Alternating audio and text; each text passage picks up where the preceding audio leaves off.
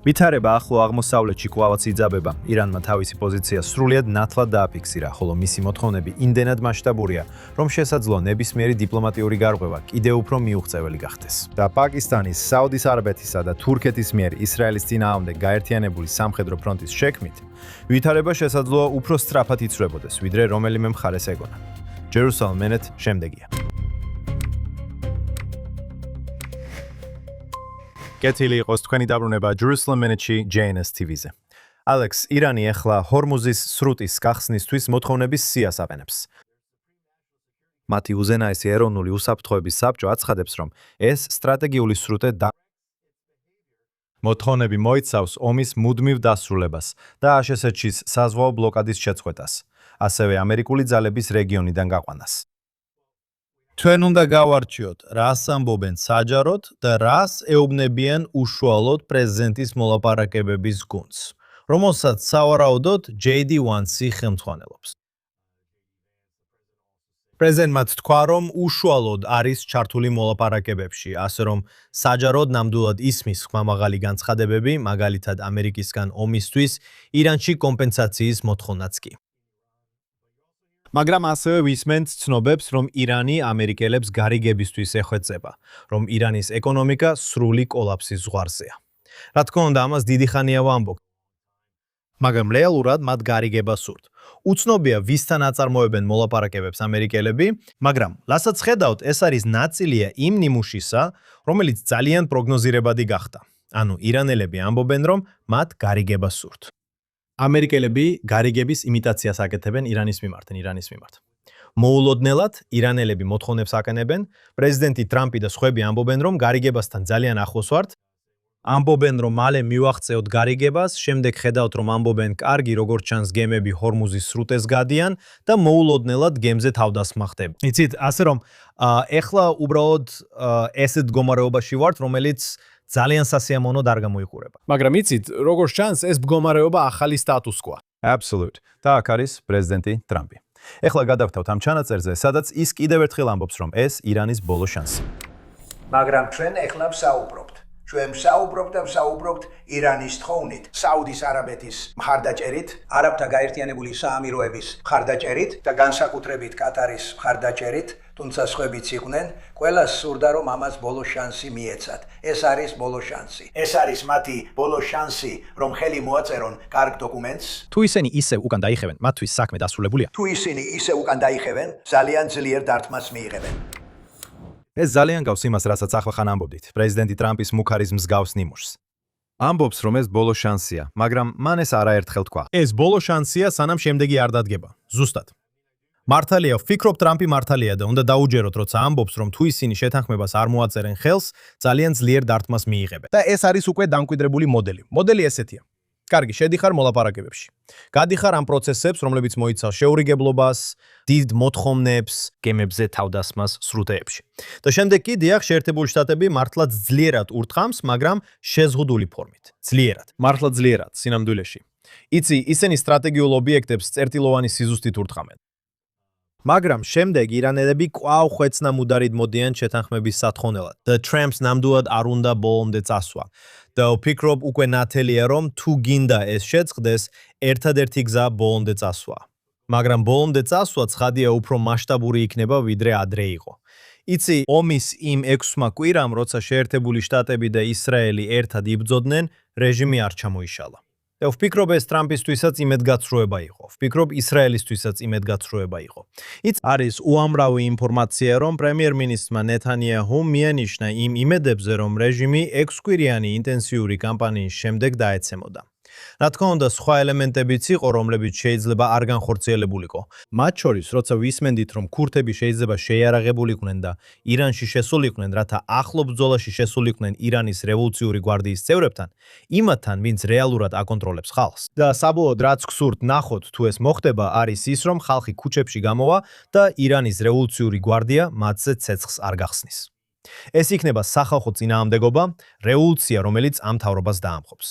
ამას მხოლოდ ჰაერიდან ვერ გააკეთებ. ასე რომ რასაც ტრამპი აცნობიერებს არის ის, რომ თქვენ ერთგვარ მარკუსში ხართ. მისთვის ვფიქრობ, მთავარი კითხვა დროის შერჩევაა. უნდა გააკეთოს ეს ახლა, უნდა გააკეთოს მასშტატოს მასშტაბურად, ან იქნებ უბრალოდ უნდა გააჭიანუროს ყველაფერი შუალედურ არჩევნებამდე, როგორც წინა კვირას ვილაპარაკეთ. ისრაელი როგორც ბევრჯერ გვითხოვს, მზადაა და მობილიზებულია. ისინი მზად არიან მოქმედებისთვის. ამავე დროს შემიძლია გითხრათ, რომ ვფიქრობ ისრაელის მოსახლეობის უმეტესობა, ვინც თითქმის 3 წელია ომშია, ახლა ალბათ საკმაოდ მშვიდად გრძნობს თავს აგვისტოში, რომელიც როგორც წესი დასვენების თვედ ითვლება. ხედავთ, რომ ისრაელები უცხოეთში მიფრინავენ, ან ქვეყანაში ისვენებენ და აღარ უწევთ თავშესაფრებში ჩასვლა. ვფიქრობ, ეს ძალიან საჭირო შესვენებაა ისრაელის მოსახლეობის დიდი ნაწილისთვის. დიახ, ნამდვილად განსხვავებული სიტუაცია ამ კვირაში, ვიდრე გასულ კვირას, როცა სრულმასშტაბიანი ომის ზღვარზე ვიყავით. ამავე დროს ირანმა და ომანის სახელმწიფომ შეთანხმებას მიაღწიეს ჰორმუზის სრუტეზე, კონკრეტულად კი საზღვაო მარშრუტებთან დაკავშირებით. ირანი და ომანი შეთანხმდნენ კონკრეტულ გეოგრაფიულ კოორდინატებზე, ჰორმუზის სრუტეში განსაზღვრის. ფიქრობ, ეს არის იმ ნიმუშის ნაწილი, რასაც ხედავთ. ეს უბრალოდ ერთ-ერთი ეტაპი აქ. ეს სრუტეები ირანსა და ომანს ესაზღვრება. და ახლა ისინი საუბრობენ ერთგვარ კოორდინირებულ მარშრუტზე, სადაც ჰორმუზის სრუტეში შემავალი გემები გაივლიან ირანის ტერიტორიულ წყლებს, ხოლო ჰორმუზის სრუტიდან გამომავალი გემები გაივლიან ომანის წყლებს. ამასობაში არ არის ნათელი, დათანხმდა თუ არა შეერთებული შტატები ამ პირობებს. 100%-ით. არ არის გარკვეული, იქნება თუ არა ეს ის, რასაც პრეზიდენტი და JD Vance უწოდებდნენ მოსაკრებლის გარეშე ნაოსნობას. ხო ასეა. გახსოვთ, ეს არის საერთაშორისო სანაოსნო გზა. ეს ბუნებრივი სანაოსნო გზა. ეს არ არის არხი, რომელიც ქვეყნის მიწაზეა გათხრილი და ამ ქვეყანამ ააშენა, როგორც სუეცის არხი ან პანამის არხი. სადაც ამ ქვეყნებს, ეგვიპტეს და პანამას, შეუძლიათ ფული აიღონ გემებისგან, რადგან მათ დააბანდეს თანხა ამ არხის ასაშენებლად. ეს კი ბუნებრივი საერთაშორისო წყლის გზა. არ გინდათ იქ არც მოსაკრებლები იყოს და არც ნაღმები. და არ გინდათ სწრაფმავალი ნავები ან დრონები ამ გემებს თავს ესხმოდნენ. როგორც პრეზიდენტმა ტრამპმა თქვა, იცით, გემები ისინი შეიძლება იყოს $1,000,000,000-იანი გემები, როგორც თვითონ ნავი, ასევე თვირთი, რომელიც უმეტეს შემთხვევაში ნავთობია. არ გინდათ გემი იერიშის ქვეშ მოხვდეს. და შემდეგ სადაზღვეო კომპანიებს აღარ უნდათ გემების დაზღვევა. ასე რომ, იცით, ეს საუბრებია ისევ, უბრალოდ ამ ნიმუშის ნაწილია. მე იცით, ჯერ არ ვიცი რა ვიფიქრო ამაზე, მაგრამ ნამდვილად ტრამპისთვის, იცით, ჰორმუზის სრუტის გახსნა ნომერ პირველი პრიორიტეტია. მას სურს, რომ ნავთობის ფასები დაიწიოს, მეორე პრიორიტეტია იმის უზრუნველყოფა, რომ ირანი არასოდეს მიუახლოვდეს ბირთვულ იარაღს და შეგიძლიათ სცადოთ ამის მიღწევა შეთანხმებით, ხომ ასეა? მაგრამ შეთანხმება მხოლოდ მას შემდეგ მოდის, რაც ხდება სერიოზული სამხედრო მოქმედება, რომლის დროსაც ამერიკამ და ისრაელმა დაარტყეს virtual objects. ასე რომ, თუნდაც ირანი არ აიღოს ვალდებულება, რომ არ ექნება ბირთვული იარაღი, პრაქტიკულად ისინი ეხლა ვერა წარმოებენ ბირთვულ იარაღს. მოდით გადავხედოთ უფრო ფართო ახლო აღმოსავლეთს. ვფიქრობ, ეს ძალიან მნიშვნელოვანი სიახლეა. საუდის არაბეთი, თურქეთი და პაკისტანი ხელს აწერენ ურთიერთდაცვის შეთანხმებას. ფართომასშტაბიანი ურთიერთდაცვის შეთანხმება, რომლის მიხედვითაც ამ სამი ქვეყნიდან რომელიმეზე შეიარაღებული თავდასხმა ჩაითვლება თავდასხმად სამივეზე. ეს როგორც ჩანს, ძალიან მნიშვნელოვანი მოვლენაა. ბოლო რამდენიმე დღის განმავლობაში ჩვენ ვხედავთ ამას. იემენში ჰუთები აძლიერებენ თავდასხმებს არ მხოლოდ იემენში. და გვაქვს სამოქალაქო ომის მდგომარეობა, რომელიც იემენში მრავალი წელია გრძელდება, მაგრამ ჰუთები ასევე პირდაპირ უტევენ საუდის არაბეთს. ეს ირანის პროქსი ჯგუფია. ასევე ხედავთ, რომ ირანის პროქსი ჯგუფები ერაყში უტევენ საუდის არაბეთს. ასე რომ აქ ჩანს, რომ ირანსა და საუდის არაბეთს შორის დაძაბულობა იზრდება. და საუდის არაბეთმა გამოაქვეყნა გარკვეული შეფასება. ამ კვირაში პრესაში გავრცელდა ინფორმაცია, რომ საუდის არაბეთი თვლის, რომ ირანიდან დიდი თავდასხმა შეიძლება მალე მოხდეს. და აქ ხედავთ, რომ საუდის არაბეთი საინტერესოა თურქეთისკენ იხრება, რომელიც ნატოს წევრი ქვეყანაა, აქვს საკმაოდ ძლიერი სამხედრო ძალა, ისევე როგორც პაკისტანი, რომელიც, როგორც იცით, რეგიონის ერთადერთი ბირთვული ქვეყანაა. ფაქტობრივად შეთანხმდნენ ფაქტზე. როგორც ჩანს, თურქეთის საგარეო საქმეთა მინისტრმა ჰაკან ფიდანმა თქვა, რომ ეს ტექნიკურად ნატოს მეხუთე მუხლის ტოლფასია. იცით? რის მიხედვითაც საუდის არაბეთზე ნებისმიერი თავდასხმა ჩაითვლება თავდასხმად პაკისტანსა და თურქეთზეც. ეს მართლაც საინტერესოა, რადგან ხედავთ, რომ პაკისტანი შუამავლის როლს ასრულებდა მოლაპარაკებებში შეერთებულ შტატებსა და ირანს შორის ბირთვულ პროგრამაზე ჰორმუზის სრუტეში. იცით, თურქეთი არ ვიცი რამდენად არიან ისინი ირანის დიდი მხარდამჭერები, მაგრამ ეს კიდე ერთი დიდი მუსლიმური უმრავლესობის მქონე ქვეყანა. ასე რომ, რასაც აქ ხედავთ, არის ის, რომ თუ ირანი ან მისი პროქსი ძალები საუდის არაბეთს სერიოზულად დაესხმებიან თავს, ეს შეიძლება თურქეთი და პაკისტანი დიდ რეგიონულ კონფლიქტში ჩართოს, ხომ ასეა? და ეს აუცილებლად არნიშნავს ისრაელის ჩართვას. მაშ, რატომ აკეთებს საუდის არაბეთი ამას ამ ეტაპზე? და ამავე დროს უბრალოდ პაკისტანზეც რო გესაუბროთ, რომ გაჩვენოთ სადგანან ისინი ამჟამად. ამ კვირაში პაკისტანის თავდაცვის მინისტრმა თქვა, რომ ისლამურმა სამყარომ უნდა გაერთიანოს ძალები, რათა დაუპირისპირდეს ისრაელისგან მომდინარე საერთო საფრთხეს.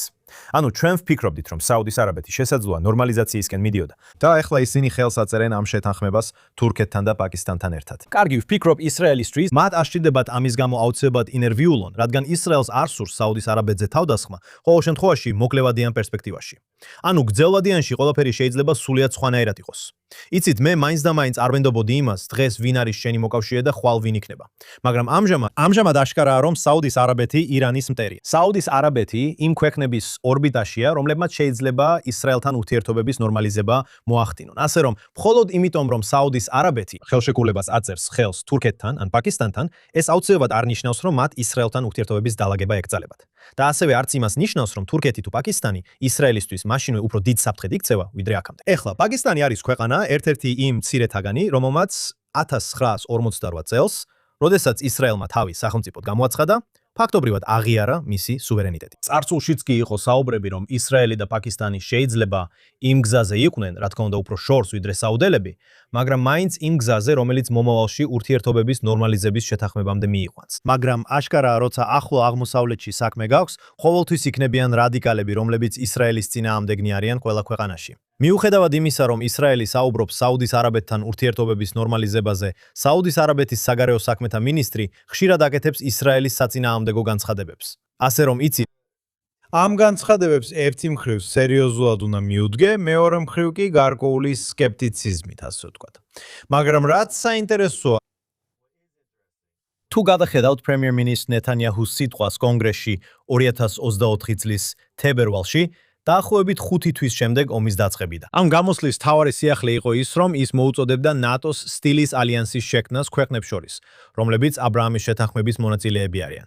მაგრამ ის ასევე გულისხმობდა საუდის არაბეთსაც, რათა დაბალანსებულიყო ეს საფრთხე ირანის წინააღმდეგ. ამიტომ ის ხედავდა ისრაელს როგორც მთავარ რეგიონულ ზესახელმწიფოს, ნატოს სტილის ალიანსის სათავეში ირანის წინააღმდეგ. საუდის არაბეთი ირჩევს, რომ ისრაელი ამ პროცესის მიღმა დატოვოს და ამის ნაცვლად პაკისტანსა და თურქეთისკენ მიიმართოს.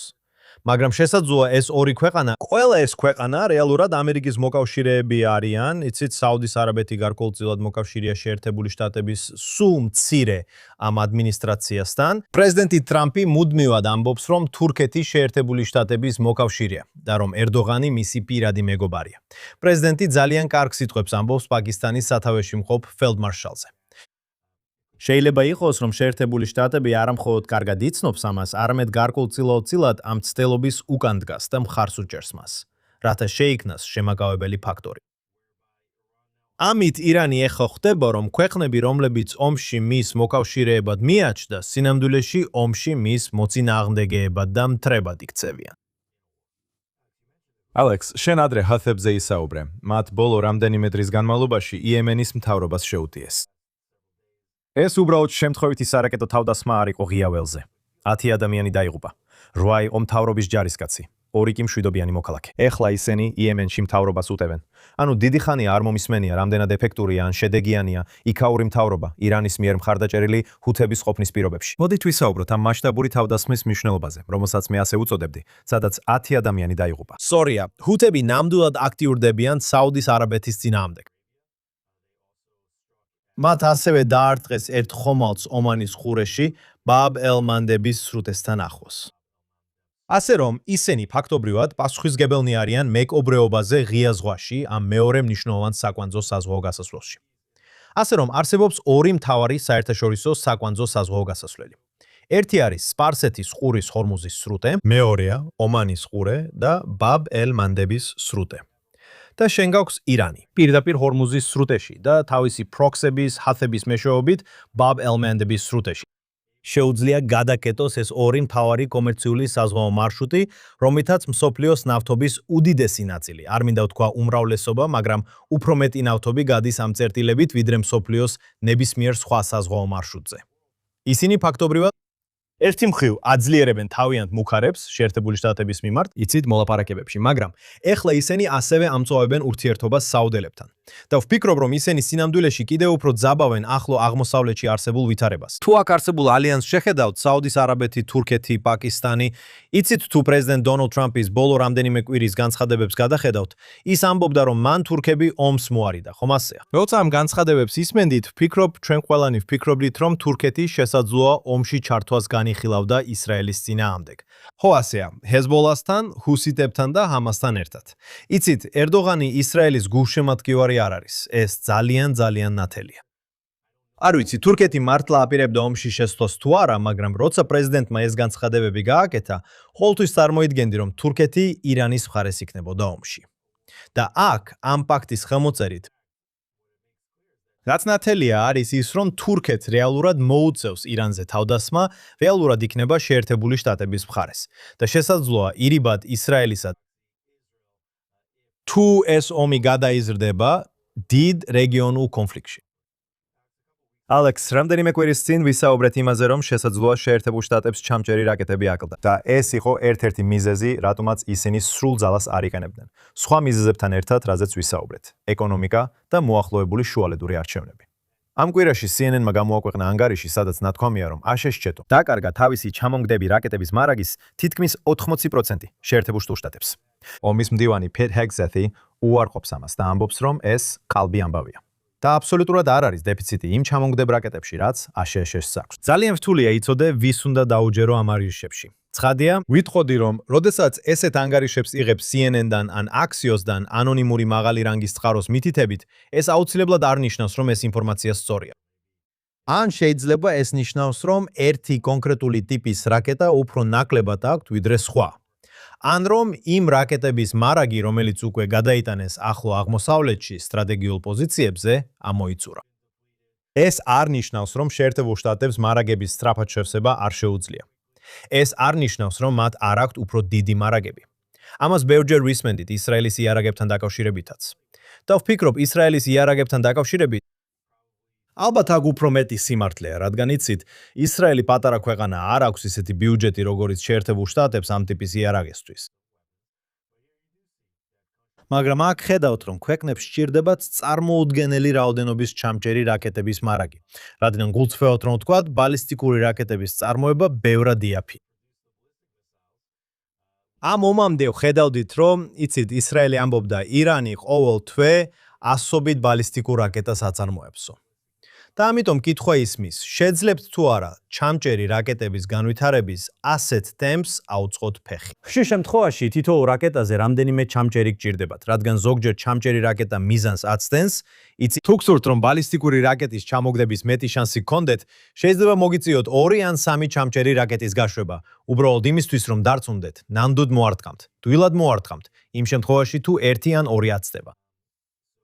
ასე რომ თქვენ ნახეთ ეს ნარატივი, რომ თითქოს დეფიციტია, მაგრამ ჰეგსეთმა და ტრამპმა ვფიქრობ, ორივემ ძალიან სწრაფად ჩაერთო ამ დისკუსიაში და განაცხადეს, რომ შეერთებულ შტატებს აქვს საჭირო იარაღი. ეხლა შეიძლება ძალიან სახიფათო იყოს, როცა CNN ესეთ რამეებს ავრცელებს. რადგან თუ ირანელები იფიქრებენ, რომ შეერთებულ შტატებს არ აქვს საჭირო ჩამჭერები, ან ისრაელს არ აქვს ჩამჭერები, ეს შეიძლება უბიძგოს მათ სადონ ისარგებლონ სიტუაციით და ამას შეუძლია რეალურად გადაიზარდოს სერიოზულ რეგიონულ კონფლიქტში, რადგან თუ არ გაქვს საკმარისი ჩამჭერები, ხო, ჩამჭერები რეალურად ხალხს გონია, რომ ისინი მხოლოდ ამერიკელების ან რეგიონის სხვა მოკავშირეების სიცოცხლეს იცავენ, ჩამჭერები ირანშიც სიცოცხლეს იცავენ. კარგი, რატო ხდება ასე? იმიტომ რომ თუ საკმარისი ჩამჭერები არ გაქვს და ეხლა ირანელები ბალისტიკურ რაკეტებს ისვრიან, მერწმუნეთ, შეტევითი შესაძლებლობები 100%-ზე მეტად გაიზრდება, რადგან სროლა უნდა შეჩერდეს. თუ რაკეტების ჩამოგდება არ შეგიძლია, მაშინ ყველაფრით უნდა გადახვიდე შეტევაზე. რაც შეიძლება სწრაფად ყოველგვარი გამონაკლისის გარეშე. ასე რომ ეს ჩამჭერები ირანელების სიცოცხლესაც იცავს. და როცა დონალდ ტრამპი ამბობს, რომ ომი არ უნდა, ის მუდმივად იმეორებს, რომ არ უნდა ბევრი ირანელი მოკლას. და ის აცნობიერებს, რომ სერიოზული კონფლიქტი შეიძლება ათასობით ირანელის სიკვდილს გამოიწვიოს, თუ ამერიკა ომს ისე აწარმოებს, როგორც ამას მიჩვეულია. უბრალოდ შედიხარ და ყველაფერს ურკდა. რა თქმა უნდა. ეხლა მინდა თემას გადავუხვიო და ღაზაზე ვისაუბრო. გასულ კვირას ვილაპარაკეთ მშვიდობის საბჭოზე, რომელმაც გამოაცხადა, რომ ჰამასმა განიარაღებას დათანხმდა. პრემიერ-მინისტრი ნეთანიაჰუ ამბობს, რომ ისრაელი არ დატოვებს თავის ამჟამინდელ პოზიციებს ღაზაში, სანამ ჰამასი სრულად არ განიარაღდება. მოდით ვნახოთ ვიდეო. მე მტკიცედ ვდგავარ ჩვენი უსაფრთხოების ინტერესების დასაცავად. ჩვენ არ დავიხებთ ჩვენს ამჟამინდელ ხაზებიდან, სანამ ჰამასი სრულად არ განიარაღდება. 1. 2. ჩვენ ვაძლევთ მითითებებს ისრაელის თავდაცვის ძალების ჯარისკაცებს, რომ გააკეთონ ყველაფერი საჭირო, რათა დაიცვან საკუთარი თავი, დაიცვან ჩვენი ტერიტორია, დაიცვან ჩვენი მოქალაქეები. 3. პრეზიდენტი დონალდ ტრამპი ფიქრობს, მისი გუნდი ფიქრობს, რომ მათ შეუძლიათ ჰამასის განიარაღება და ღაზას დემილიტარიზაცია. ჩვენ ვამოწმებთ ამას. მათ გამოგვიგზავნეს პროექტი, არ დავთანხმდით, ეს ჩვენი პროექტი არ არის. ამავე დროს ისრაელის ელჩი გაეროში დანი დანონი ამბობს, რომ შეთანხმების შესრულება უნდა შეფასდეს იმით, რაც ადგილზე ხდება და არა იმით, რასაც ჰამასი ამბობს. მოდით ვნახოთ ეს ჩანაწერი. უნდა შევხედოთ იმას, რაც ადგილზე ხდება და არა იმას, რასაც ჰამასი ამბობს. ეხლა უნდა დავაცნობიეროთ, რომ პრეზიდენტის გეგმის მთავარი პუნქტი ჰამასის განიარაღებაა. და კითხვა ასეთია: რა არის განიარაღება?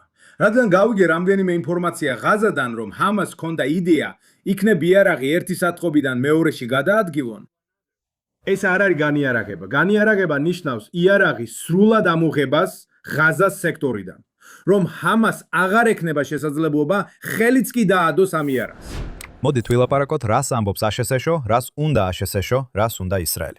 რა თქმა უნდა, ექსპერტები ამბობენ, რომ ისრაელი და აშშ-ო ერთ აზრზე არ არიან. ასე წარმოაჩენენ ამას ახლა. თქვენ გაქვთ ეს 20 პუნქტიანი გეგმა და 20 პუნქტიანი გეგმა, რომელიც პრეზიდენტმა ტრამპმა რამდენიმე თვის წინ წარადგინა, არის გეგმა, რომელიც ისრაელმა დაამტკიცა. სინამდვილეში ჩვენ გვაქვს ყველა საფუძველი ვიფიქროთ, რომ ისრაელი ჩართული იყო ამ 20 პუნქტიანი გეგმის შედგენაში. შეიძლება ყველა პუნქტი არ მოსწონდათ, მაგრამ უმეტესობა პუნქტებისა მათთვის მისაღებია, რომელსაც ისრაელი მზად იყო დამორჩილებოდა და ემუშავა მასზე. და რასაც ახლა ხედავთ, არის ის, რომ ჰამასი უბრალოდ უარს ამბობს განიარაღებაზე. ისინი ძალიან მშვიდად არიან იმით, რომ ინარჩუნებენ კონტროლს ღაზას ტერიტორიის 30-დან 40%-ზე. ისინი არ სურთ დაკარგონ კონტროლი მოსახლეობაზე. და რა თქმა უნდა, არ სურთ განიარაღება, რადგან თუ განიარაღდებიან, დაკარგავენ გავლენას ადგილობრივ მოსახლეობაზე. და შეიძლება იყოს გარკვეული იმედგაცრუება ტრამპის ადმინისტრაციის ზოგიერთი წევრის მხრიდან, რომლებიც სურთ ინვესტიციები შევიდეს ღაზაში და აღდგენა მოხდეს. ამიტომ ჩანს, რომ ისინი ცდილობენ ისრაელს მოტყუება და რეალურად შეთანხმების პირობებების შეცვლა და განიარაღების იდეის შერბილება. და თქვენ მოისმინეთ დენი დანონის სიტყვები, რომ თუ ჰამასი უბრალოდ ამბობს, ჩვენ ყველა ჩვენს იარაღს საწყობში შევინახავთ და თქვენ ერთ გასაღებს ჩაგაბარებთ. ეს ხო განიარაღება არ არის, არა? და არავინ უნდა დაიჯეროს, რომ განიარაღება ნიშნავს იარაღის ღაზადან გადანას. როცა იარაღზე საუბრობთ, გულისხმობთ მძიმე იარაღს, როგორიცაა RPG-ები და სხვა მსგავსი რამ. ასევე საუბარია ტყვიან ფრქვევებზე, რომელიც მათ ადგილობრივი მოსახლეობის დასაშინებლად და კონტროლისთვის გამოიყენება. ასე რომ ორი რამ უნდა მოხდეს. ერთი არის ჰამასის დემილიტარიზაცია, მეორე კი ის, რომ ჰამასი აღარ უნდა იყოს მართველი ძალა. სანამ ჰამას იარაღი ექნება, ისინი მართო ძალად დაგრჩებიან. ამიტომ, რასაც ახლა ხედავთ, ჩემი აზრით, იმიტომ რომ საარჩევნო სეზონში შედიხართ, არის ის, რომ პრემიერ-მინისტრი ნეთანიაჰუ აკეთებს, იწყებს კომენტარების გაკეთებას, რომლებიც ალბათ მხოლოდ დახურულ კარს მიღმა და პრეზიდენტთან და მის ადმინისტრაციასთან პირდაპირ საუბარში გააკეთებდა. ახლა კი ის ამას საჯაროდ ამბობს. ამბობს, რომ ჩვენ უარყოფთ ახალ პირობებს. მაგრამ რა მოხდა? ამის შემდეგ ისრაელმა განაცხადა, რომ არ დაეთანხმება ნაწილობრივი განიარაღების ამ შერბილებულ კონცეფციას, ვლადანოვმა, რომელიც მშვიდობის საბჭოს ხელმძღვანელია, გამოვიდა და თქვა, იცით, სინამდვილეში ჩვენ ერთ აზრზე ვართ. და ჩანს, რომ ისინი ისრაელის პოზიციას ემთხვევიან. ამავე დროს ლადანოვი ორივე მხარეს მოუწოდებს დეესკალაციისკენ და აკრიტიკებს ისრაელის ბოლო დარტყმებს ღაზაში. როცა მან ეს თანამდებობა მიიღო, ჩვენ გვაინტერესებდა რა პოზიციას დაიკავებდა ის ისრაელის მიმართ. ამ შემთხვევაში კი ებრაული სახელმწიფოს კრიტიკას მიმართა. ხო, ლადანოვი აშკარად გაერო სპეციალური წარგზავნილი იყო ღაზას სიტუაციაზე, ომამდეც კი. და ერთი მხრივ ეკითხები საკუთარ თავს, როგორ შეიძლებოდა რომ ეს ადამიანი, რომელიც ომამდე გაეროს სახელით ღაზას საკითხებს აგვარებდა. იცი, გახსოვს რომ UNRWA ეს გაეროს სააგენტო ყველაზე დიდი დამსაქმებელია ღაზას სექტორში და UNRWA-ს თანამშრომლებმა მიიღეს მონაწილეობა 7 ოქტომბრის მოვლენებში. როგორ შეიძლება ვლადანოვი იყოს მშვიდობის საბჭოს ხელმძღვანელი? ეს თითქოს დიდი უკან გადადგმული ნაბიჯია, მაგრამ იცი, მე ვესაუბრე არაერთ ისრაელის ოფიციალურ პირს, ამერიკელ ოფიციალურ პირებს და მათ შორის იმ სხვადასხვა ადამიანებიდან, ვისაც განიხილავდნენ მშვიდობის საბჭოს ხელმძღვანელად, პლანოვი მიაჩნდათ გონივრულ კანდიდატად, ვისთანაც მუშაობა შეეძლოთ. და ამას აქაც ხედავ. როგორც კი რაღაც წინ მიდის ისე, რომ ისრაელს არ მოსწონს, პლანოვი სწრაფად იხევს უკან და ცდილობს უფრო დაუახლოვდეს ისრაელის პოზიციას. ის ფაქტობრივად ამბობს, რომ ისრაელი და მშვიდობის საბჭო ერთ პოზიციაზე არიან, რომ ის შუამავლებთან ერთად მუშაობს სიტუაციის განსამუხტად. და რაც მან თქვა, რაც ჩემი აზრით ძალიან მნიშვნელოვანია, იყო ის, რომ გავრცელებული ინფორმაცია თითქოს მშვიდობის საბჭომ ისრაელს უკან დახევა სთხო. და ეს არის მთავარი საკვანძო საკითხი აქ, ხო ესეა. როცა შენ არ ბილებ განიარაღების მნიშვნელობას, იმედი გაქვს, რომ შეძლებ ისრაელის უკან დახევას იმ პუნქტებიდან, რომელსაც ისრაელი აკონტროლებს, განიარაღების შერბილებული პირობების სანაცვლოდ. ამიტომ, რასაც ეხლა ვაინოფი ამბობს, არის ის, რომ ინფორმაცია თითქოს მშვიდობის საბჭომ ისრაელს განიარაღებამდე უკან დახევას სთხოვა სიმართლეს არ შეესაბამება. ასე რომ ის ფაქტობრივად უბრუნდება 20 პუნქტიანი შეთანხმების პირობებს. და მე ვფიქრობ, რომ იცით, აქ რაზეც არ საუბრობენ და ცოტა ხნის წინ ვახსენეთ, რომ ნეთანიაჰუ ეხლა საარჩევნო სეზონშია. არის კითხვა, რომელ ისრაელელ ლიდერს ენდობით, რომ შეძლებს ასეთი დონის კონფლიქტის მართვას.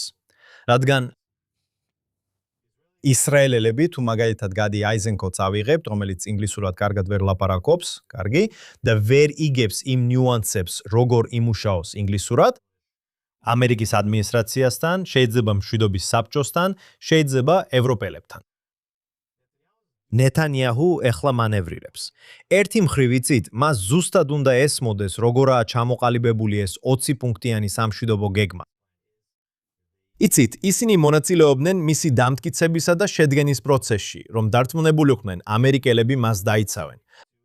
მაგრამ ამას ისე აკეთებენ, რომ ისრაელი მოწინააღმდეგედ არ წარმოაჩინონ, ხო ასეა?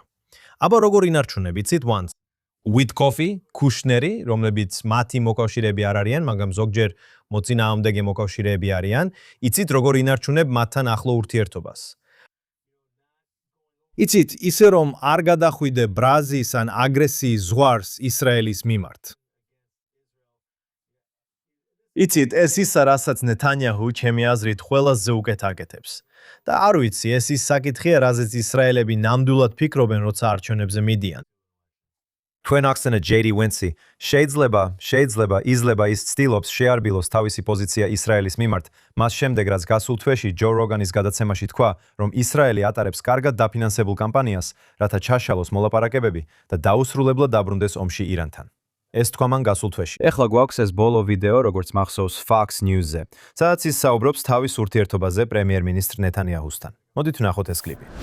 მან არ დამიპირისპირდა, ქონდა კარგი და გულწრფელი საუბარი. ანუ ნახეთ, როგორც არაერთხელ მithქვამს ლაურა, ისრაელის შესანიშნავი პარტნიორია. ისინი ამერიკის შეერთებული შტატების მოკავშირეები არიან, მაგრამ როგორც საფრანგეთი, ბრიტანეთი ან ნებისმიერი სხვა მოკავშირე ამერიკის შეერთებული შტატებისა, ზოგჯერ განსხვავებული აზრები გვაქვს. და ვფიქრობ, რომ ამერიკულ მედიას ეს დინამიკა ძალიან აინტერესებს. მაგრამ მარტივი რეალობა ისაა, რომ ჩემი საქმეა მხოლოდ და მხოლოდ ამერიკის შეერთებული შტატების ინტერესების დაცვა და არც ერთი სხვა ქვეყნისა. ჩვენ ქონდა გულწრფელად რო თქვა სასიამოვნო, მაგრამ პირდაპირი საუბარი. არ მიგრძნია, რომ ვინმე დამიპირისპირა. We say President Vance იხსენებს შეხვედრას ნეთანიაჰუსთან, პრემიერ-მინისტრთან, რომელიც 2 კვირის წინ ვაშინგტონში გაიმართა. ფიქრობთ, რომ JD Vance-მა შეიცვალა თავისი პოზიცია ისრაელის მიმართ? ის თითქოს უკან იხევს ჯო როგანთან გაკეთებული კომენტარების შემდეგ. რას აკეთებს, რა თამაშებს თამაშობს? ხო, მე ვფიქრობ, რომ Vance თავის განცხადებებს უკან იღებს. მან საკმაოდ მკაცრი კომენტარები გააკეთა ისრაელზე, ხომ იცი? ისრაელი შეადარა ისეთ ქვეყნებს, როგორიცაა კატარი, ჩინეთი და სხვები, ამერიკის პოლიტიკაზე გავლენის თვალსაზრისით. და მან თქვა, რომ როგორც თქვენ ახსენეთ, არსებობდა კარგად დაფინანსებული კამპანია, რომელიც ცდილობდა შეერთებულ შტატებსა და ირანს შორის მოლაპარაკებების ჩაშლას. და ნეთანიაჰუ ძალიან მტკიცედ, მაგრამ თავაზიანად გამოვიდა, ჩემი აზრით. გახსოვდეთ, ნეთანიაჰუ ერთ-ერთი ყველაზე გამოცდილი დიპლომატია მსოფლიო არენაზე. იცით ვისმენთ, რას ამბობს ვენსი, რას ამბობს ტრამპი. ნეთანიაჰუ არასდროს ლაპარაკობს. ნეთანიაჰუ არასდროს შედის შეერთებული შტატების პრეზიდენტის ოფისში ან თეთრ სახლში და საჯაროდ არაჩვენებს უპატივცემულობას. ის ძალიან თავაზიანია, ძალიან პატივისცემით ეკიდება, მოგრძალებულია. კარგად ესმის, რომ ერთი მხრივ შეერთებული შტატები მთავარი ზესახელმწიფოა. მაგრამ მეორე მხრივ, მას ასევე კარგად ესმის ისრაელის გავლენა და ძალა ასეთ სიტუაციებში და ამას ძალიან ფრთხილად აბალანსებს. ასე რომ ის ძალიან თავაზიანად შევიდა, მაგრამ მან ძალიან ნათლად უთხრა ვენს, რომ ვენსის განცხადებები ძალიან საშიში იყო. არა მხოლოდ ახლო აღმოსავლეთში კონფლიქტის შესაძლებლობებთან დაკავშირებით, არამედ რაც ნეთანიაჰუსთვის უფრო მნიშვნელოვანია, შეერთებულ შტატებში ევანგელისტი ქრისტიანების მხარდაჭერის შერკევა, რომლებიც ბუნებრივად სურთ ისრაელის მხარეს დადგომა.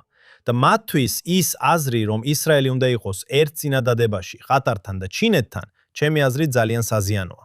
და თქვენ რა დაინახეთ აქ? როცა ვენსი ამბობს, პირველ რიგში რომ ჩვენი საუბარი თავაზიანი იყო, პატივისცემით სავსე იყო და მე დაპირისპირება არ მიგძვნია.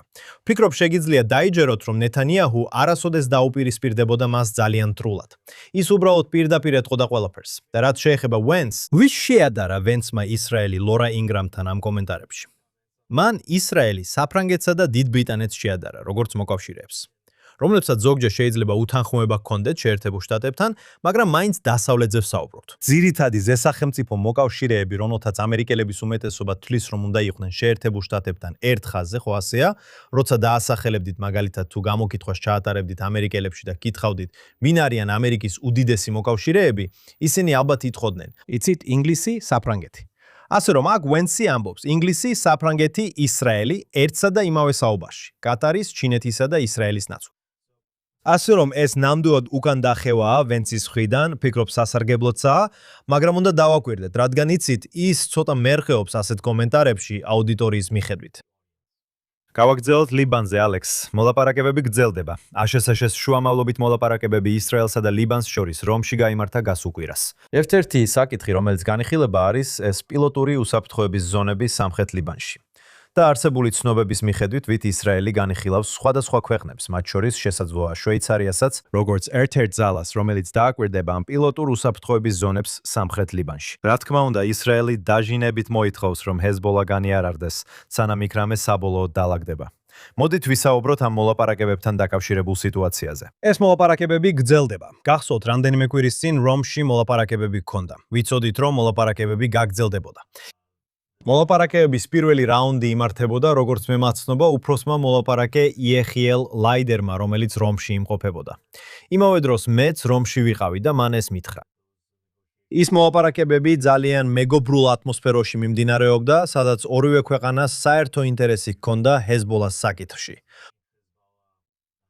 ჰეზბ effectively დარჩენილი იყო დემილიტარიზებული და დასუსტებული იმ ქვეყანაში. ამიტომ მოლაპარაკებები გრძელდება, ისინი ნელა მიმდინარეობს, ისინი ნაყოფიერია.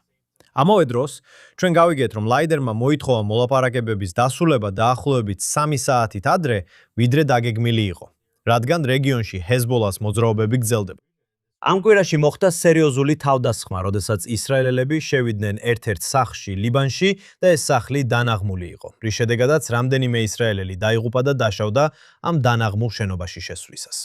ასევე ბევრი კითხვა არსებობს, მაგალითად, რატომ შედიან ჯარისკაცები შენობებში?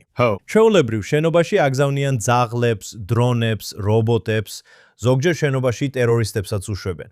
და აი აქ არის სერიოზული შეცდომა. ალბათ შეცდომა, რომელიც ადგილზე მოხდა, როდესაც საველე მეთაურმა ჯარისკაცები შენობაში შეიყვანა. ხშირ შემთხვევაში შენობას ჰაერიდან აფეთქება არ გინდა. რატომ? იმიტომ რომ თუ იქ გვირაბის შესასვლელია, გინდა გაიგო რა იარაღი იყო შენობაში, მაგრამ არ გინდა ჯარისკაცები შეიყვანო და ისინი დაიღუპონ. ასე რომ მოხდა სერიოზული ინციდენტი, სადაც ჯარისკაცები დაიღუპნენ და კითხვა იყო თუ არა ეს შენობა დანაღმული ცეცხლის შეწყვეტამდე. რაც ერთ-ერთი შესაძლებლობაა, ან ეს შენობა ცეცხლის შეწყვეტის შემდეგ დანაღმეს, რაც ცეცხლის შეწყვეტის სერიოზული დარღვევა იქნებოდა. მაგრამ მაინც მოლაპარაკებები გრძელდება. ისრაელსაც და ლიბანსაც განსაკუთრებული ინტერესი აქვთ, რომ ეს მოლაპარაკებები გაგრძელდეს. ეხლა როცა შვეიცარიაზე საუბრობთ, როგორც საერთაშორისო ძალაზე, რომელიც უნდა დაადასტუროს ჰეზბოლას განიარაღება, ხომ ასეა. ამიტომ, რაზეც ახლა საუბრობთ, ისრაელი უკვე გამოვიდა ორი სტრატეგიული წერტილიდან, რომლებიც ლიბანში ყვითელი ხაზის ჩრდილოეთით მდებარეობს, რომელიც ძირითადად ლიტანიის დინარის გასწვრივა. ასე რომ ისრაელს სურდა ლიტანიმდე არსებული მთელი ტერიტორიის კონტროლი, რათა მოლაპარაკებებში მანევრის საშუალება ქონოდა ისრაელის სინამდვილეში ლიტანიზე უფრო შორსაც წავიდა. და მოლაპარაკებების დასაწყისში ისრაელი დათანხმდა, რომ ლიტანიის მდინარის ჩრდილოეთით მდებარე ორ სტრატეგიულ წერტილიდან გამოვიდოდა და ლიბანის არმია უნდა შევიდეს და აიღოს კონტროლი ამ ტერიტორიებზე, რათა დარწმუნდნენ, რომ ჰეზბოლა ვერ აღდგება. ეხლა საჭიროა რაიმე მექანიზმი, რომ დაადასტურონ ჰეზბოლა ნამდვილად არ იმყოფება ამ ტერიტორიაზე. ეხლა მე ვფიქრობ და ალბათ თქვენც, რომ ერთადერთი უცხება, რომელსაც შეუძლია დაადასტუროს, რომ ჰეზბოლა არ მოქმედებს ამ ტერიტორიაზე ისე, რომ ისრაელი კმაყოფილი იყოს, თავად ისრაელია. ეს მხოლოდ ისრაელის თავდაცვის ძალებია. და იყო ცნობები, რომ მაშინ როცა ისრაელი და სხვები შვეიცარიას განიხილავენ ამ როლისთვის, კითხვა, ვინ უმასპინძლებს შვეიცარიულ ძალებს? იყო გარკვეული ცნობები, რომ გაერო იქნებოდა ზედამხედველი ორგანო, რომ უნიფილი იქნებოდა ზედამხედველი ორგანო. ჩემი აზრით, ეს სტრატეგიული კატასტროფაა. დიახ, ნამდვილად. უნიფილი სრულიად არაეფექტური გინახავთ. ეს ფაქტობრივად უზრუნველყოფს ჰეზბოლასთვის დაფარვას სამხრეთ ლიბანში და უშლის ხელს ისრაელს დაარტყას იმ ადგილებში, სადაც ჰეზბოლა არ ვევდა შეთანხმების პირობებს გაეროს 1706 რეზოლუციის მიხედვით, რომლის თანახმადაც ჰეზბოლა უკვე უნდა გასულიყო სამხრეთ ლიბანიდან. ჩვენ ხედავთ, რამდენად კარგად იმუშავა ამან და ჰეზბოლამ შექმნა უზარმაზარი ძალა, მათ შორის იარაღი და გვირაბები, პირდაპირ ისრაელის საზღვრამდე უნიფილის მეთოყურეობის ქვეშ. ასე რომ ბოლო რამ, რაც გსურთ ნახოთ, არის უნიფილის ჩარევა, გაეროს ჩარევა, შვეიცარიის ჩარევა. მაგრამ თუ უბრალოდ საუბრობთ გადამოწმებაზე, ჰეზბოლას გასვლა იმ ორ სტრატეგიულ წერტილიდან ლიტანიდან ჩრდილოეთით, ალბათ ისრაელი თავად შეძლებს ამის მოგვარებას. ასე რომ ეს არის ის პუნქტები, რომლებსაც ისრაელი მოლაპარაკებებს აწარმოებს. ამჟამად რომში. ალექს, ბოუს და ბოუს, ამ კვირაში ჩვენ გვაქვს პრაიმერის შედეგები, რომლებიც შემოდის შეერთებული შტატებიდან. კერძოდ, დოქტორი აბდულ ელ-საიედი ნომინირებული იყო დემოკრატიული პარტიის სენატის კანდიდატად მიჩიგანის შტატში. ის ცნობილია თავისი ანტისემიტური, ანტიისრაელური კომენტარებით, ისრაელის არალეგალურ აპარტეიდულ სახელმწიფოდ მოხსენიებით და ისრაელის ურჩ სახელმწიფოდ გამოცხადებით. მან ასევე მცირედ სცადა უკან დახევა, განაცხადა, რომ იუდაიზმი და ებრაელები განსხვავდებიან ისრაელში არსებულ სიტუაციისგან. მოდით ნახოთ ეს ვიდეო. ეიფაკი და ისრაელი არ არის იგივე, რაც იუდაიზმი და ებრაელი ხალხი. მე მიყვარს იუდაიზმი და მიყვარს ებრაელი ხალხი. და ყველაზე საშიში რამ, რაც მათ სადეს ჩვენთვის ეთქვათ, არის ის, რომ თითქოს მათ შეუძლიათ ანტისემიტიზმის განსაზღვრება გააფართოონ ისე, რომ მასში უცხოქვებანა და მისი ლიდერები შევიდნენ. ამას მე სისულელეს უწოდებ. არა. თუ გჯერათ, რომ ანტისემიტიზმი ვრცელდება ისე, რომ მოიცავს უცხო მთავრობას და აიფაკს, თქვენ ქმნით საშიშ გარემოებას. ვერ იტყვით, რომ ადამიანის უფლებების საზღვართან თავდება. ვერ იტყვით, რომ გსურთ ჩვენი ბავშვების მომავლისთვის ინვესტიცია, როცა ჩვენს ფულს უცხოეთში აგზავნით სხვა ხალხის ბავშვების მოსაკლავად. ამას ვერ იტყვით. ალილუია. მას უყვარს იუდაიზმი, მას უყვარს ებრაელები. უბრალოდ ვერ იტანს ისრაელს. რამდენად მნიშვნელოვანია ეს პრაიმერზე გამარჯვება? ჯერ რეალურად არაფერი მოუგია. მაგრამ რამდენად მნიშვნელოვანია, ეს უფრო ფართო სურათია იმისა, საითაც ამერიკის შეერთებული შტატები მიდის. ასეთ კაცს ახენებენ კანდიდატად. ნიუ-იორკში მამდანი ხავთ მერად და შესაძლოა ეს კაცი გახდეს სენატორი. კი, ნამდვილად ჩანს, რომ ის იუდაიზმისა და ებრაელი ხალხის დიდი მოყვარულია. როგორც მის განცხადებებში აშკარად ჩანს, და ეს არის საშიში სიცრუე, როცა ამბობ, მე ანტისემიტი არ ვარ, მე მიყვარს ებრაელი ხალხი. უბრალოდ არ მომწონს ისრაელის სახელმწიფოს პოლიტიკა. ხო გესმით, არ მინდა რომ შეერთებულმა შტატებმა მხარი დაუჭიროს ერთადერთ ებრაულ სახელმწიფოს მთელ მსოფლიოში. ხო გესმით, არ მინდა რომ შეერთებულმა შტატებმა რაიმე იარაღი გაუგზავნოს ან მიყიდოს ისრაელის სახელმწიფოს. ფაქტობრივად ცდილობს შექმნა ისეთი გარემოებები, სადაც იმ ქვეყნებს, რომლებსაც მხარს უჭერ ელ-საიედი ამ მუსლიმურ ქვეყნებში, ექნებათ შესაძლებლობა, რომ შეუტიონ და დაამარცხონ ისრაელის სახელმწიფო. ასე რომ ხომ გესმით, ფაქტობრივად ამბობთ, რომ ანტისემიტი არ ხართ. მაგრამ იცით რა, თუ ისრაელს სხვა სტანდარტებს უყენებთ, ვიდრე მსოფლიოს ნებისმიერ სხვა ქვეყანას, მაშინ სიამოვნებაში ანტისემიტი ხართ. ვფიქრობ, ეს არჩევნები, ეს პრაიმერი არჩევნები მნიშვნელოვანია, ხო ასეა? ეხლა ელ-საიდს ჯერ კიდევ უნდა გაიაროს საერთო არჩევნები და ხალხი აღნიშნავს, რომ მიჩიგანი მერკევი შტატია. ის არ არის ლურჯი შტატი. ასე რომ არსებობს შესაძლებლობა, რომ ელ-საიდმა შეიძლება წააგოს საერთო არჩევნებში. გახსოვდეთ, მიჩიგანი ის შტატია, სადაც ამერიკაში ყველაზე მეტი ავტომწარმოებელია.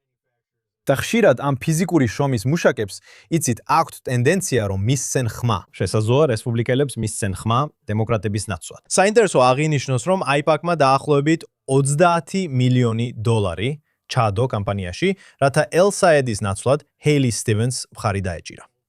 ეხლა ეს არ ნიშნავს, რომ ჰეილი სტივენსი, რომელიც ძირითადად ზომიერ დემოკრატად ითვლებოდა, ეს არ ნიშნავს, რომ ისიც განსაკუთრებულად კარგი იყო ისრაელის საკითხში, ხომ ესეა? მას არ ქონდა განსაკუთრებული პოზიცია ისრაელთან მიმართებაში, მაგრამ ელ-საიდთან შედარებით ის ისრაელის საკითხში ანგელოზად გამოიყურებოდა. ასე რომ ხედავთ, როგორ არის AIPAC-ი რთულ მდგომარეობაში, ხომ ასეა? $30 მილიონი ჩადება და უბრალოდ დაფიქრდით, რამდენი ჯდება თითოეული ასეთი კამპანია. თუ თითოეულ კამპანიაში სენატის ადგილის მოსაგებად $30 მილიონი ჩადება გიწევს და ეს მხოლოდ პრაიმერიშია, ხო ესეა? ასე რომ შეიძლება ორივე მხარეს $60 მილიონი დაიხარჯოს მხოლოდ პრაიმერისში და მერე კიდევ გენერალური არჩევნებიც გაქვს. ასე რომ გულისხმობ უბრალოდ ის უზარმაზარი თანხები, რაც ახლა სენატის არჩევნებში იდება, მართლაც კოლოსალურია. და კითხვა ისაა, ხომ იცით, რამდენ ხანს შეძლებს AIPAC-ი ამის გაგრძელებას? რამდენ ხანს იქნებიან დონორები მზად ამის გასაგრძელებლად? თუ ასეთ არჩევნებში დაინახავენ, რომ თავიანთ ფულს დებენ. მხარს უჭერენ. ვიტყოდი, რომ სტივენსი არ არის საუკეთესო კანდიდატი, მაგრამ აშკარად ბევრად უკეთესია ვიდრე ელ-საიდი და მაინც აგება მარჩვენებს. ასე რომ AIPAC-ი ახლა იმ მდგომარეობაშია, რომ უნდა აჩვენოს, რომ იმ არჩევნების უმეტესობას იგებს, რომლებშიც ფულს დებს. და ასევე ძალიან ფრთხილად არჩევს, რომელ არჩევნებში ჩადოს ფული. ფულს მხოლოდ პრაიმერისში დებს, სადაც ნამდვილად ფიქრობს, რომ შეუძლია გამარჯვება. თუ ფიქრობს, რომ ვერ მოიგებს, ისინი ფულს არ ჩადებენ, რადგან ეს ფულის წყალში გადაყრა იქნება, ხომ ასეა? ასე რომ აქ ბევრი კითხვის ნიშანია. ეხლა თქვენ იტყვით, რომ ისეთ შტატებში, როგორიცაა მისური, ყავდათ ძალიან პროგრესული ანტიისრაელელი სენატორი, კორი ბუში, რომელიც პრაიმერიზე დაამარცხეს. და პრაიმერი იყო მგონი ნიუ-იორკში, სადაც ჯამალ ბოუმენი მაგალითად ცოტა ხნის წინ პრაიმერიზე დაამარცხეს. ასე რომ ყველა ეს პრაიმერი არ არის წაგებული. ზოგი იგებს, ზოგი აგებს. მაგრამ რაც ახლა გვაქვს არის ის, რომ თითოეულ შტატში ყოველ პრაიმერზე ყავს კანდიდატი, განსაკუთრებით დემოკრატიულ პარტიაში. მაგრამ ზოგჯერ რესპუბლიკელებშიც, რომლებიც უკიდურესად ანტიისრაელურად არიან განწყობილი.